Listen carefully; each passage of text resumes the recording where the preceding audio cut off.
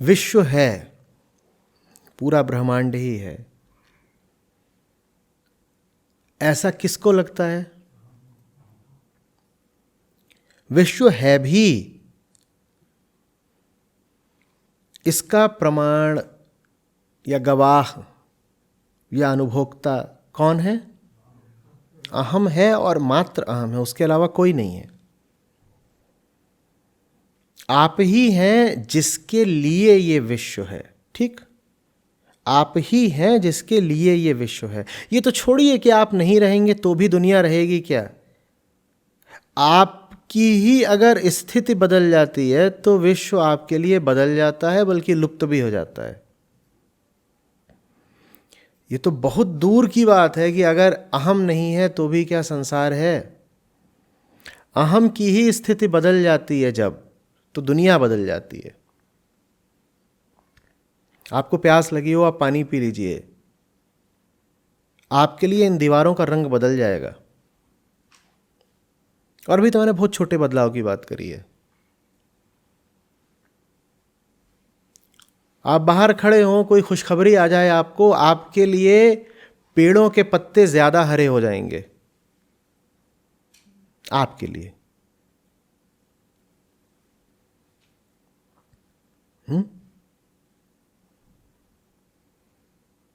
और जिस दिन मन खराब होता है, देखा है, उस दिन पूरी दुनिया ही कितनी खराब लगती है। जो कुछ है आप ही के लिए है। और देखा है, थोड़ा सा नशा कर लें तो दुनिया कैसे नाचने लगती है।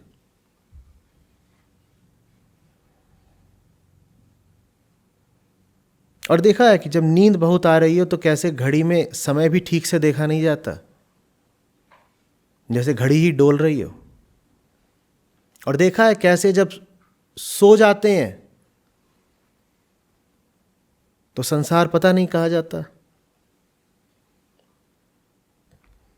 दुनिया जैसी भी है अहम के लिए है, ये बात साफ साफ समझिए। और इस बात को आप अपने लिए जितनी बार दोहराएं उतना कम। दुनिया का अपने आप में कोई अलग, निरपेक्ष, स्वतंत्र अस्तित्व नहीं है। हमारी भाषा, हमारी धारणा ऐसी रहती है कि हमें लगता है कि दुनिया थी और उस दुनिया में एक दिन हम पैदा होकर के आ गए, ठीक है ना? जैसे रेल का डब्बा था और उसमें एक दिन आप चढ़ गए। आपके चढ़ने से पहले भी वो रेल का डब्बा था, उस रेल के डब्बे की यात्रा थी और उस रेल के डब्बे में सवारियां थीं। हमारे मन में कुछ ऐसा ही नक्शा रहता है ना, कि दुनिया पहले से थी, लोग पहले से थे, उसमें एक दिन मैं भी चढ़ गया रेल के डब्बे में, और फिर एक दिन उस रेल के डब्बे से मैं उतर जाऊंगा तो भी डब्बा भी रहेगा, सवारियां भी रहेंगी और उनकी यात्रा भी रहेगी। हमारे मन में ऐसा नक्शा रहता है। और ये बात हमको बहुत सीधी और प्रमाणित लगती है। मुझे लगता है ऐसा ही तो है। कैसे लगता है? कहते देखो, मैंने अभी देखा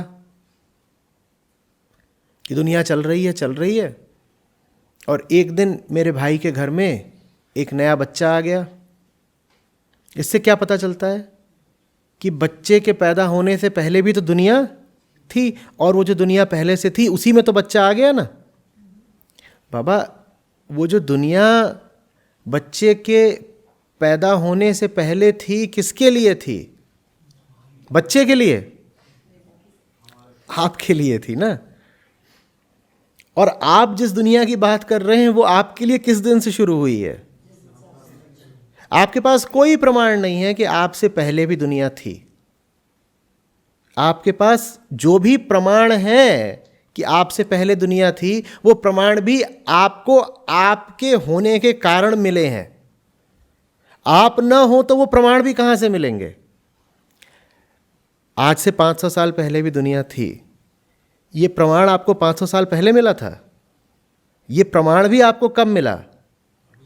जब आप हो गए।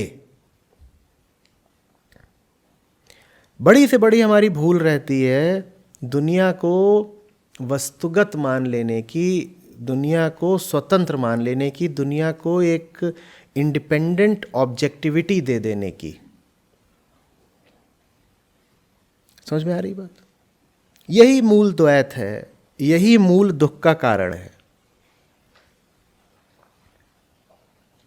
जैसे ही आपने दुनिया को अपने से अलग मान लिया, वैसे ही अहम ने अपने आप को एक सत्ता दे दी।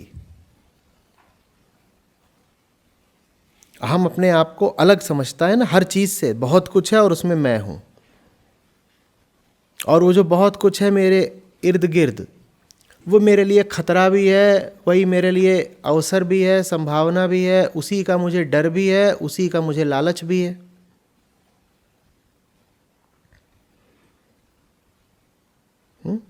तो अहम है जो दुनिया का दृष्टा है, अहम है जो दुनिया का भोक्ता है,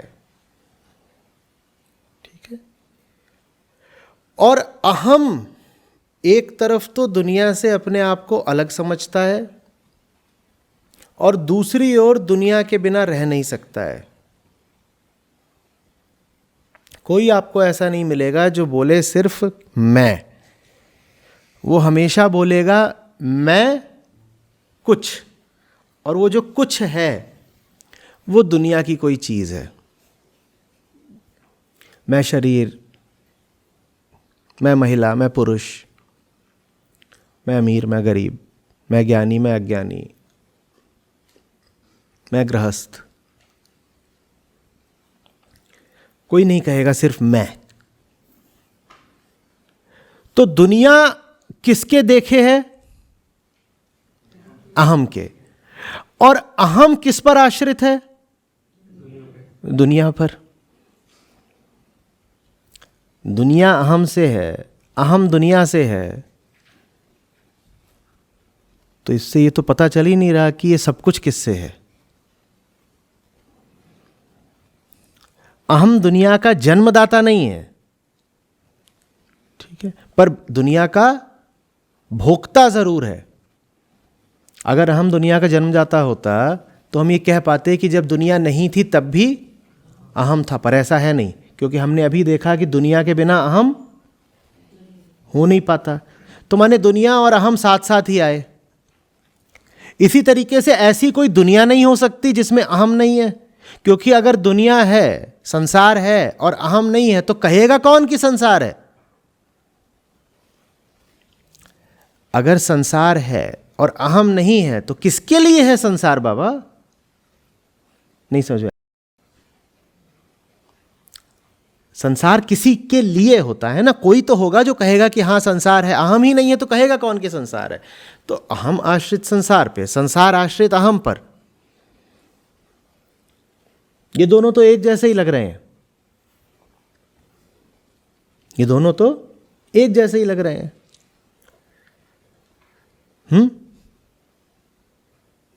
जैसे कि किसी चित्र में आपको दिखाई दे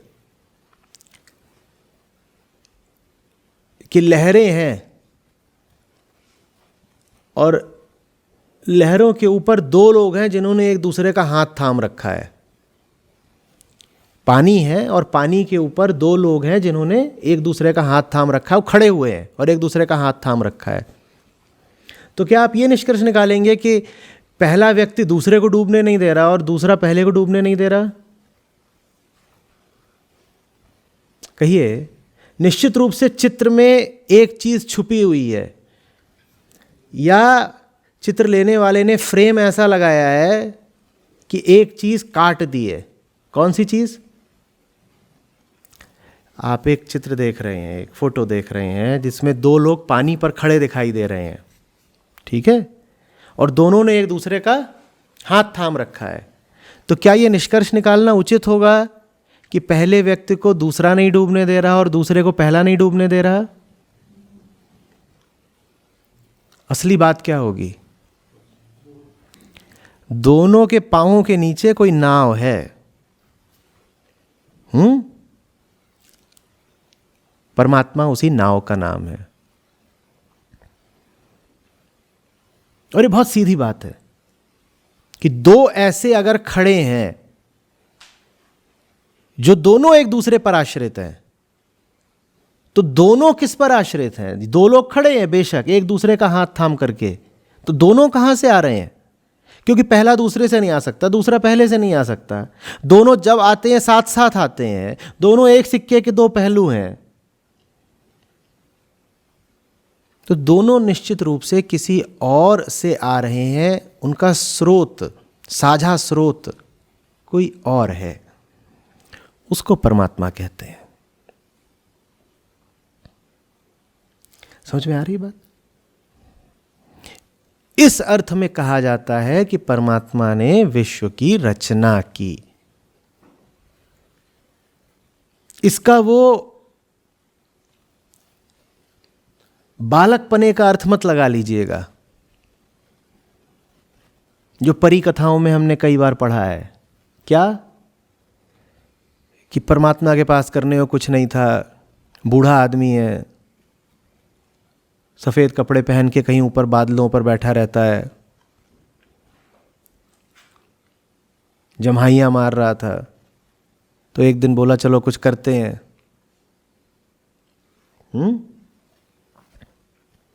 शुरू करो अंताक्षरी लेके, मेरा ही नाम, समय बिताने के लिए करना है कुछ काम। तो परमात्मा ने बोला शू, और मिट्टी प्रकट हो गई। परमात्मा ने बोला भू, और पानी प्रकट हो गया। फिर मिट्टी पानी मिला करके परमात्मा ने एक आदमी और एक औरत बना दिया। ये बहुत किसी अल्प विकसित, अर्ध विकसित मन की कल्पना हो सकती है। बच्चों के लिए अच्छी हैं ऐसी बातें। इन बातों में कोई परिपक्वता नहीं, इन बातों में कोई गहराई नहीं। बात समझ में आ रही है?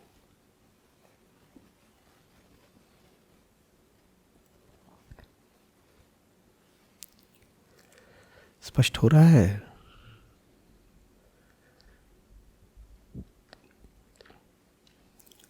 अध्यात्म अगर सच्चा है तो उसका विज्ञान से कोई विरोध नहीं हो सकता।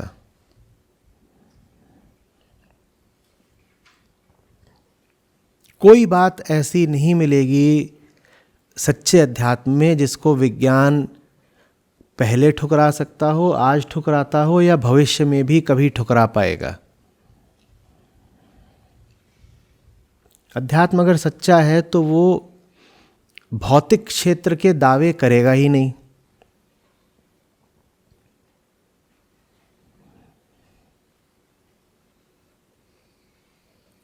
हरी बात।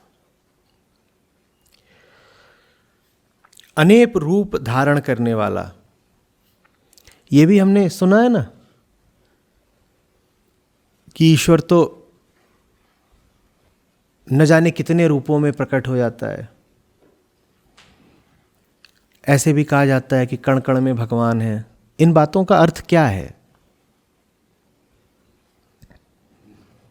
कि ईश्वर कहीं बैठे हैं और जब उनका मन करता है तो अपनी चमत्कारिक शक्ति से वो कोई भी रूप धारण कर लेते हैं, जैसे टीवी सीरियल्स में आप देखते थे। कि कोई बेचारी महिला खड़ी हुई है, उसको बचाने के लिए ईश्वर आंख बंद करके उसके सामने प्रकट होगा, और जब प्रकट हो रहे होते थे तो ऐसे गोल गोल गोल गोल प्रकाश का घेरा पहले आता था, और उस घेरे में से फिर, ये मतलब है। क्या मतलब है इस बात का? कि वो जो परमात्मा है, सत्य है, वो अनेकों रूप धारण करता है। क्या अर्थ है?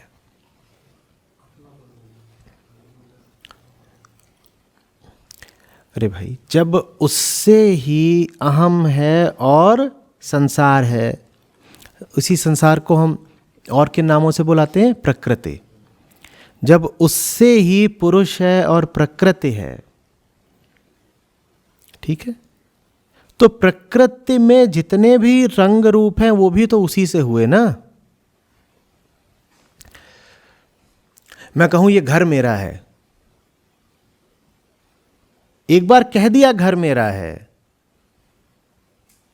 तो प्रकट सी बात है कि घर में जो सैकड़ों चीज़ें रखी हैं, या घर की दीवारों में जो एक एक ईंट लगी है, या घर को बनाने में एक एक जो बालू का कण लगा है, वो भी मेरा है। तो एक बार आपने कह दिया कि परमात्मा प्रकृति का आधार है, उसके बाद प्रकृति में जो छोटे से छोटा कण भी है उसका आधार कौन हो गया? परमात्मा हो गया।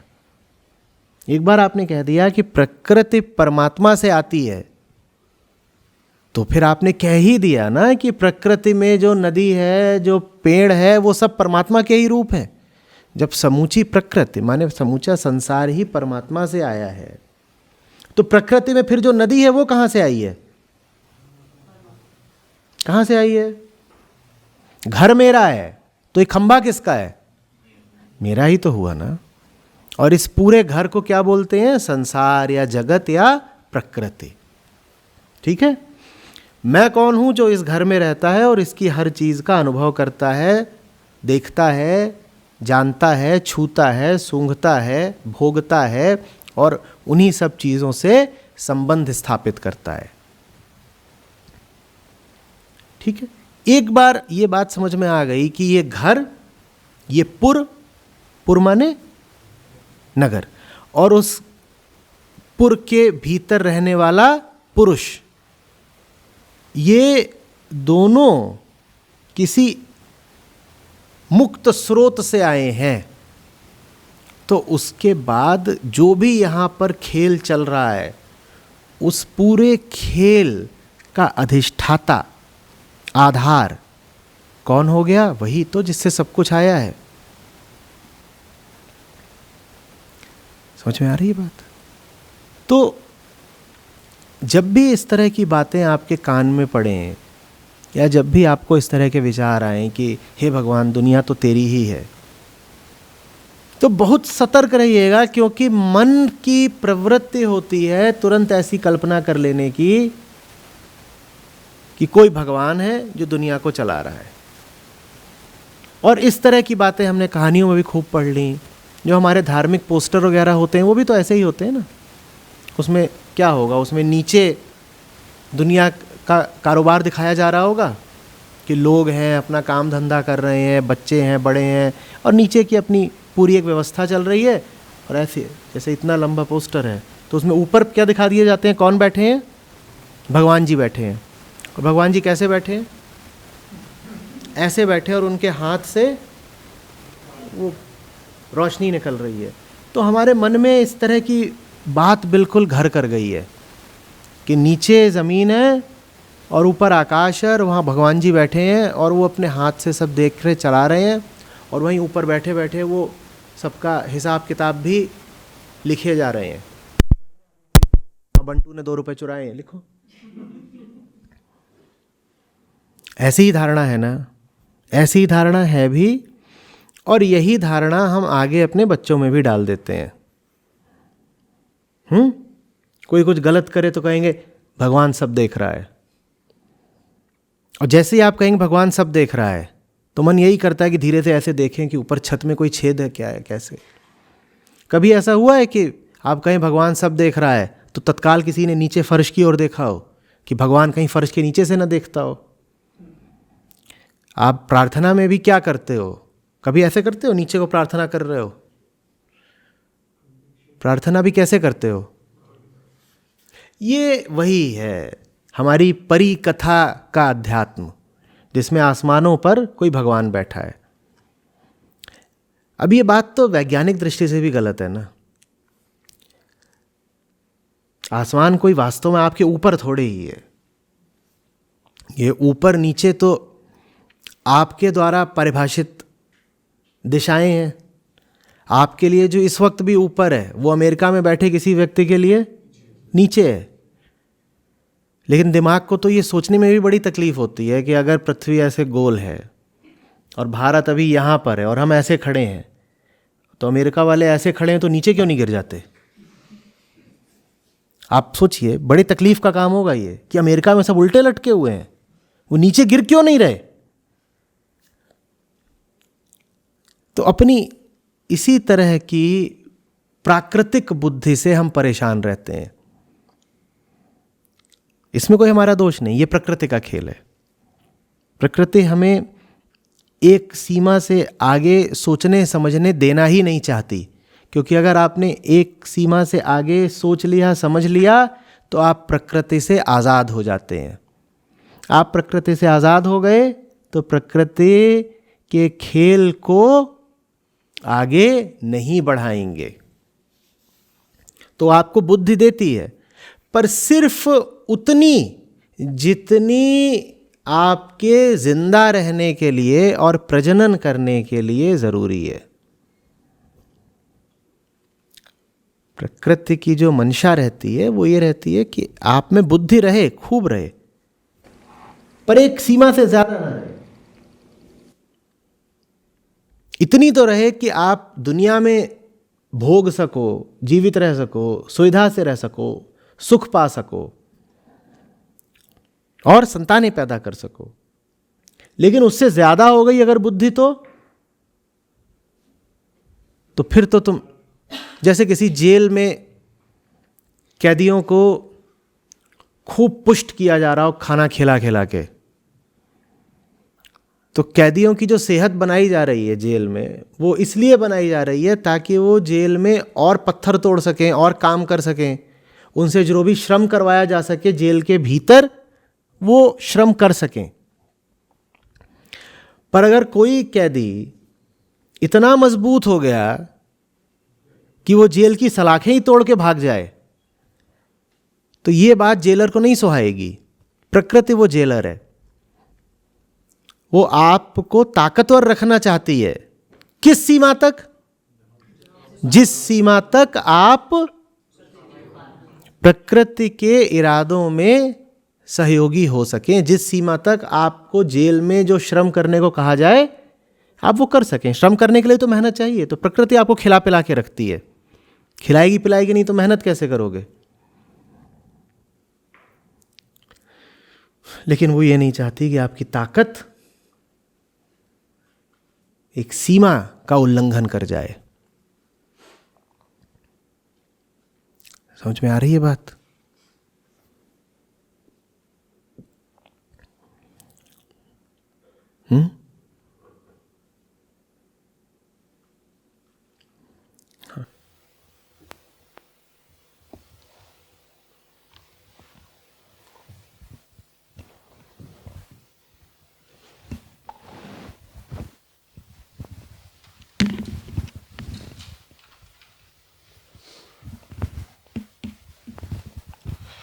आचार्य जी, अभी एक वीडियो आपका दिखा था, अंशु जी के साथ में वीडियो था, उसमें आपने कहा था कि प्रकृति तब तक ही लोगों को जीवन देती है या जब तक उसे उम्मीद रहती है कि ये मुक्ति के रास्ते पर हैं। तो ये एक नई बात सुनी थी इस वीडियो में, लेकिन आज फिर इस बात का विरोधाभास सा प्रतीत हुआ। जैसे देखो, अगर प्रकृति को सिर्फ मुक्ति ही चाहिए होती तो मुक्ति हो गई होती ना। यहाँ पर खेल माया का है। प्रकृति को ही माया कहते हैं। माया का क्या मतलब होता है? माया का मतलब होता है चाहिए भी है और नहीं भी चाहिए है। चाहिए भी है पर अपने तरीके से चाहिए है, अहम के साथ चाहिए है। समझ रहे हो? स्वर्ग भी देखना है और मरना भी नहीं है। मुक्ति भी चाहिए लेकिन जंजीरें टूटनी नहीं है। ये प्रकृति की शर्तें रहती हैं। तो इसीलिए तो मुक्ति मिलती नहीं तो मुक्त होने में क्या दिक्कत है? अहम का वास्तविक स्वरूप तो मुक्ति ही है, कोई बाधा नहीं है। अगर मुक्ति नहीं मिल रही तो उसका कारण स्वयं अहम है ना। तो वो मुक्ति मांगता है पर अपने तरीके से मांगता है। मुक्ति तो चाहिए पर मेरे वाली चाहिए, मेरे रास्तों से चाहिए। जैसे कि बहुत होता है, लोग आते हैं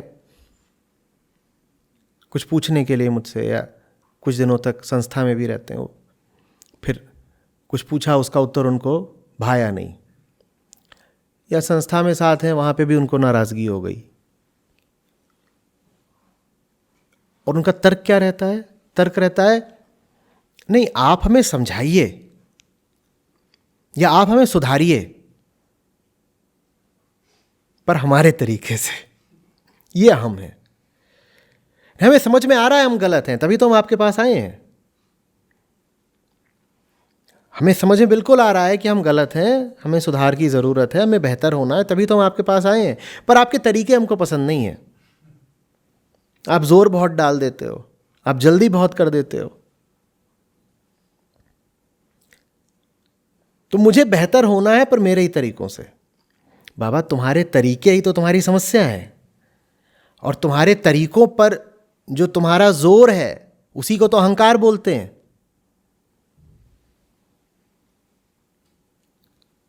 समझ में आ रही बात? तो ये बात दो तरफा है। ऐसा नहीं है कि प्रकृति मुक्ति मात्र को व्याकुल है और कोई और आकर के उसको रोक रहा है। प्रकृति ही प्रकृति है।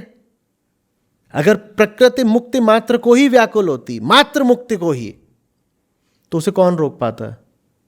फिर समय की इतनी धारा क्यों बहती रहती? तो कोई तो बाधा भी होगी ना। उस बाधा का क्या नाम है? स्वयं प्रकृति। प्रकृति को मुक्ति चाहिए भी, लेकिन उस मुक्ति के रास्ते में वो बाधा भी स्वयं ही है। और जब मैं प्रकृति कहूं तो उसको सुन लेना इंसान। इंसान को मुक्ति चाहिए भी, और उस मुक्ति के रास्ते में बाधा भी वो स्वयं ही है। यही हम सबकी हालत है। हम बटे हुए लोग हैं।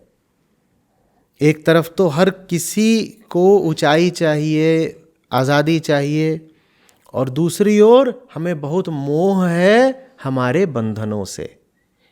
तो प्रकृति की जो कहानी है वो वास्तव में हर मनुष्य की कहानी है, हम में से हर एक की कहानी है।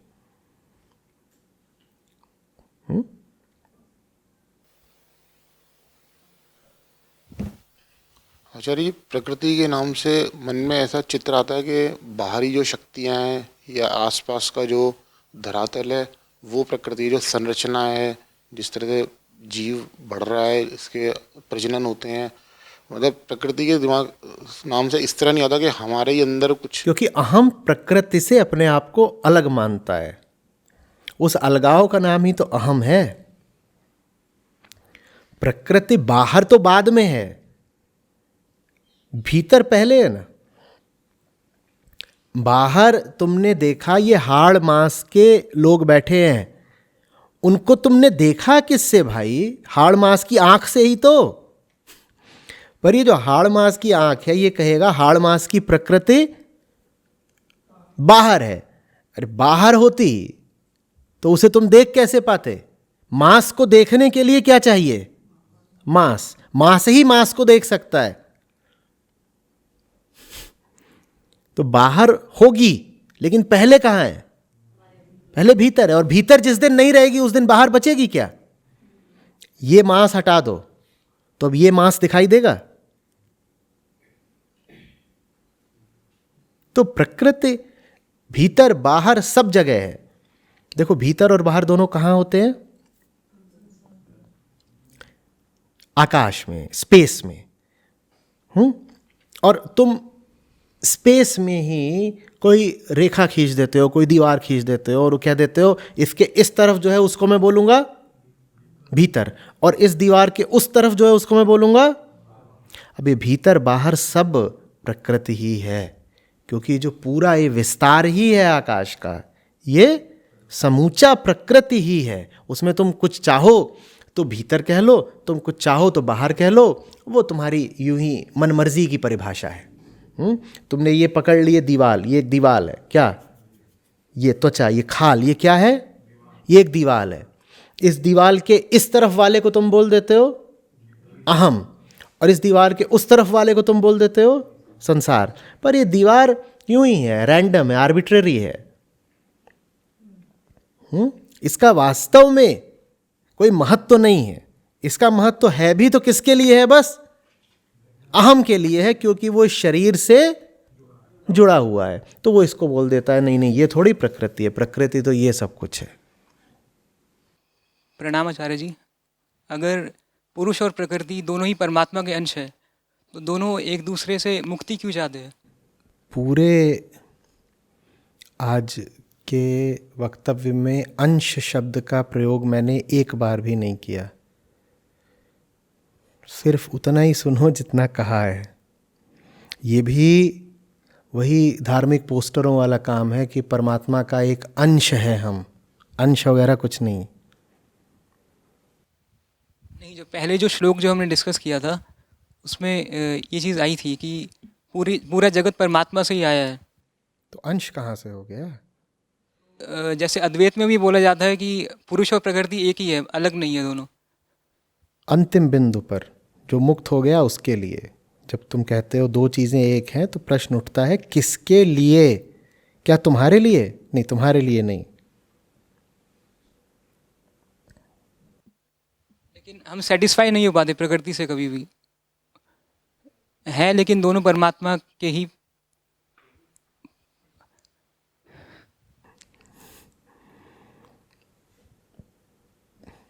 प्रकृति परमात्मा से है, परमात्मा तो नहीं है ना।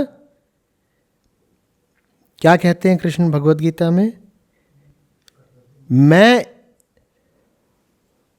इन सब भूतों में नहीं हूं, यद्यपि ये सब भूत मुझ में है। भूत माने क्या? भूत माने ये भौतिक तत्व सब।